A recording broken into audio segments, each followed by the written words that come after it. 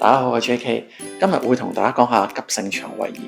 生食或進食未熟海鮮、飲凍飲太刺激腸胃或者食物中毒，都會引發急性腸胃炎。而至24小時內會出現嘔心、水瀉、腹絞痛。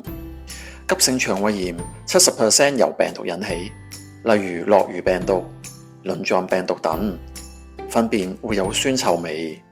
30% 由細菌引起，例如沙門氏菌、金黃葡萄球菌等，通常會發燒、血便。食以下食物有助舒緩： 1. 蒸蘋果，果膠幫助吸附毒素； 2. 香蕉，補鉀防止脫水； 3. 梳打餅，可以中和胃酸。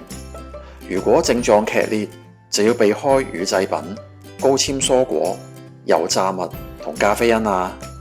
如果出現嚴重脫水，唔好淨係食止瀉藥，記得立即求醫。按呢3個穴位可以舒緩腸胃不適。 1. 足三里穴，喺小腿前外側外膝眼下3寸呢個位置，於兩側按揉3分鐘，有助增強消化功能。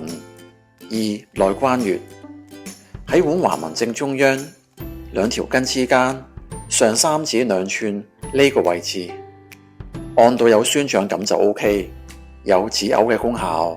3. 中脘穴，喺上腹部正中線臍中上4寸呢個位置，用掌心溫敷就可以，有助緩解胃痛。希望呢條影片幫到你更了解急性腸胃炎。最後記得留言攞走腸胃炎後調理食譜，仲要 like 同 share 啊！